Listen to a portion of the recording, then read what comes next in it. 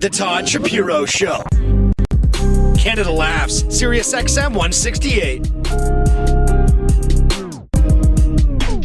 This will be good for everyone in the room anyway. Casey Corbin's here. We got John Steinberg. We're celebrating Ben Miner's 20 years in comedy. Ben runs the station here at Canada Laughs. And one of our longtime partners for Boveda Inc., two-way humidity control packs, keeping everything fresh for you. We got a man who knows everything there is to know about the space, Lance Lambert. Hey, Lance. Hey, what is happening, man? My apologies, guys. I'm in yet a different time zone, and my alert did not go off. I'm so sorry. Whereabouts are you? I'm actually in Minnesota. Just got in late last night. A little bit of storms down here, but made it in and at our headquarters for the next few days here. You know what? Before we go on with me asking you any questions, we have three awesome dudes, and I think they probably all know something or other about the cannabis space as well. I know that John definitely smells like he's been growing all day. And just like back in California. John, do you have any question within the cannabis space? Yeah. Sometimes my weed gets too dry, and then other times it's not dry enough. What can I do? We can solve that. Oh, wow. That's exactly what Boveda does. Oh, really? Did you know this? Like, did you set this? You knew. He had to have known. Might have had some idea. It was something I was thinking about recently anyways, so Do we have a kind bag of lined for up. him? Okay. Yeah. Well, It also applies to bread. Baguettes Bread, and things. cigars, you name it. We can Yeah. help you with those moisture needs. Yeah. does it help with bread, Lance? It does, man. It actually, I even use Boveda for my brown sugar. Oh, no way. That's the place. Yeah, for brown sugar, for salt. I mean, you name it. Anything that, if it gets too moist or if it gets too high of a moisture content, starts solidifying. We help out in that space. Should I But equally, if it gets too dry. Should I put a slice of bread in my weed jar? So that's definitely the tradition. Has been like orange peels and lettuce and wet paper towels and bread and no more cross contamination. No, get a bowl Is of the that bag. for the bread or for the weed? No, people used to legitimately put crap like that in their weed jar, and then you got breadcrumbs in your weed, you got orange peel. It's ridiculous. It is. I've got a friend who's a plug out in New York, and he was like, I was wondering why I kept finding tortilla chips in with all the flour I was getting from the West Coast. I'm like, those aren't tortilla chips. Those are bits of tortillas because some of the bigger growers, obviously, it'd take a lot of orange peels or it'd take a lot of lettuce. They use tortillas, and they use corn tortillas in some instances and flour tortillas in others. But it's very true. They use all kinds of stuff, and it contaminates your flour, Casey, we'll pass another. Like, let's change the questioning for Lance. Okay. Any questions you have for him? Just about marijuana. Anything in general. This guy, he's like a Weedopedia. That's what they call him. Dude, I like that. Yeah, that's pretty good. Weedopedia is actually a very good name. Go get it right now, dude. Go get Weedopedia. it. I'm going. I don't know. I don't have a lot of questions about weed. I have my biggest marijuana problem is I can't roll joints.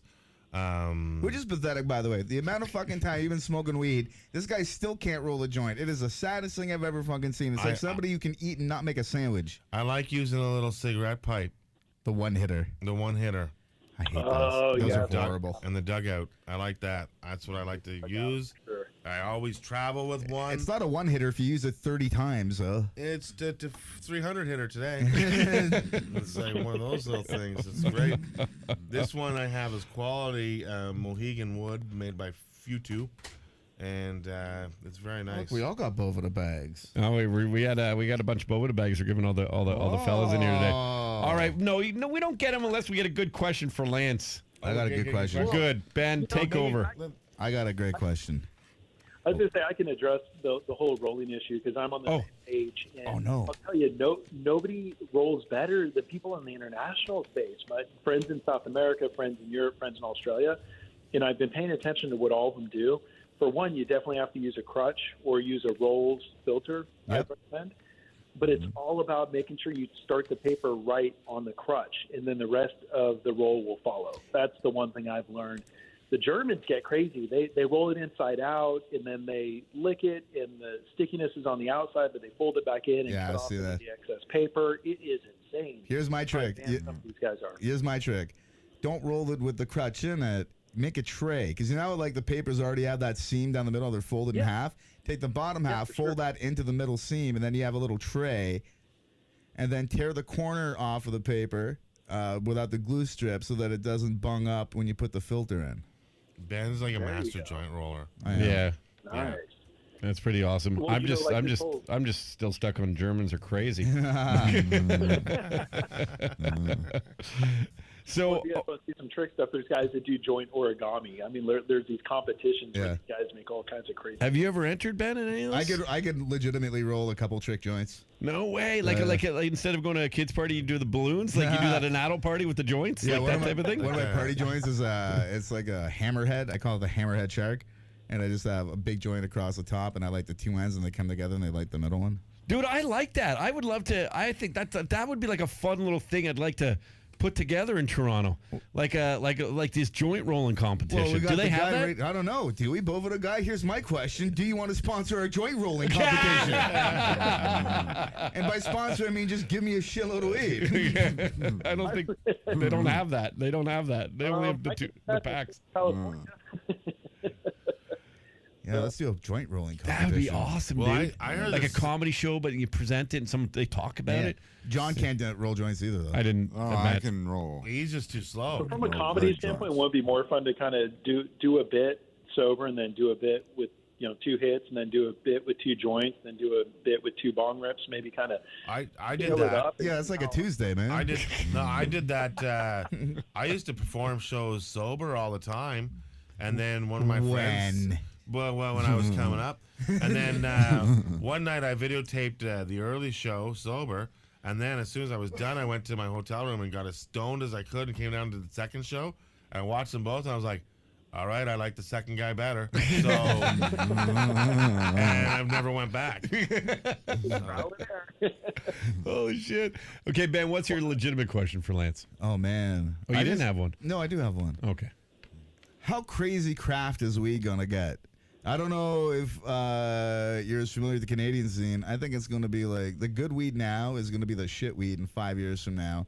I think we're going to get like crazy colored strains, super like weed nerd type strains. Do you think it's going to be like the same level as craft beer and all that?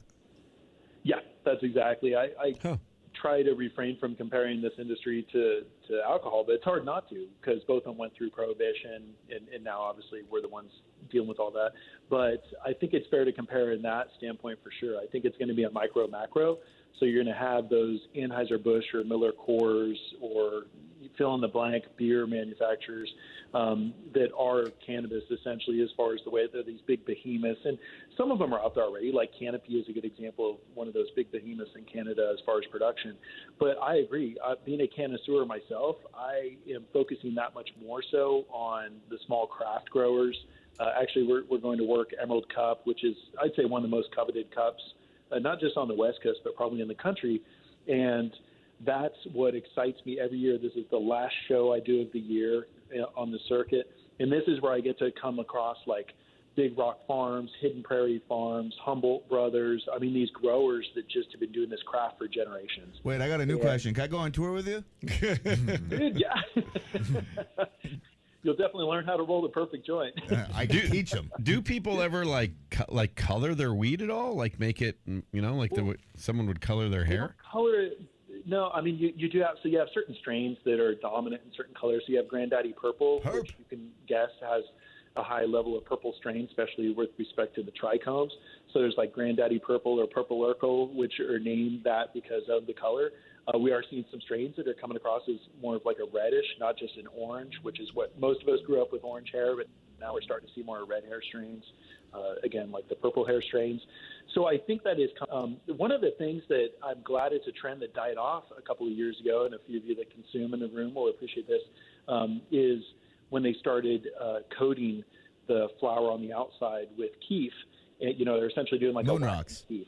So yeah, they're moon rocks. That's exactly it. Yeah, I know my shit, man. The only downside with that, yeah, you do. The only, like, I get it, I appreciate it. Is that like the chicken parmesan of like, because it's breaded, it's like with flour dipped in hash oil or distillate or some kind of it's so weird, man. extract, and then rolled in keef, which is the powder on weed. Never even heard of it. That's crazy. Me neither.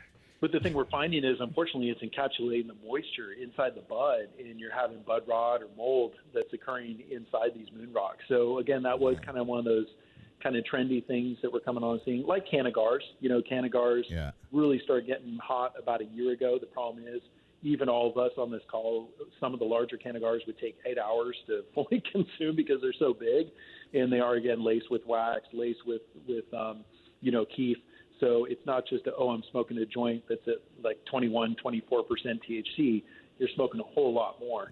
So, some of these things, I think they are a little more boutique, but I don't know how popular they will be at the mainstream. So then if there's going to be like the craft side of marijuana one day and these real specialized strains, will there be the fast food side?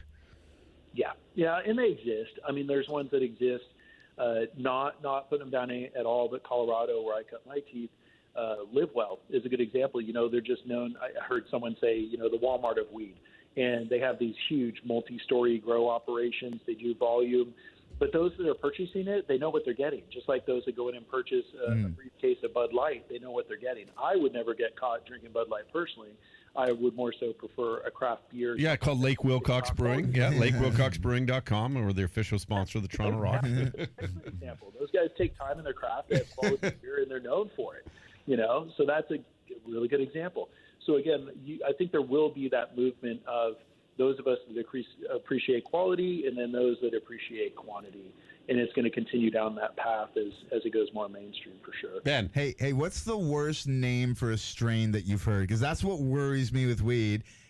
The worst one I've heard: no doctor is ever going to prescribe a half an ounce of stripper spit to an ill person. What is the worst strain name you've ever heard? The worst, you guys are going to laugh because there's definitely a lot more worse out there. But I don't like green crack. I think they should stick to Green God, what it is originally called. Yeah. Kind of an iteration of what Snoop was really pushing at one point. But I don't like the connotation. And it's definitely high. I'm not knocking it. But the last thing I want to do is associate a natural whole plant solution with something that's artificially made in a lab, you know, and crack is not necessarily a drug. I mean, there's certain glamour drugs like Coke and such. Crack is one of those things that nobody wants any association with it, So I don't know, the whole green crack, it's like, just call it the Green God or, something else besides the green crack. I'm with you, man. Yeah. Well, Lance, thanks, dude. I'm glad we got to. We don't have a lot of time. We're running out of time, but we made it work. This has been it's fun doing the segment with stoners, actually. Thanks for the grab bag, buddy. Conversation, thanks. sure. Yeah. If any of you guys are ever touring in Southern California, I always have plenty of, and we can, just like Canada, legally gift up to an ounce of flour. So if you guys are ever in town, we'd definitely love to line you up with some of that quality boutique. I think I'm coming real soon now. Ben's eyes just lit up, dude. Well, and what's neat is you are just that's just you individually, and you but your company is just two-way humidity control packs for everything from what we're talking about to guitar cases to cigars to I found out today to bread. Thank you, my man, Lance. I appreciate you getting us, and have fun in Minneapolis, and we look forward to talking to you. Thanks so much. Appreciate it. Lance. Cheers, Lance Lambert, everyone from bovedainc.com. The Todd Shapiro Show. You are the greatest hero in American history. SiriusXM Canada Laughs Channel 168.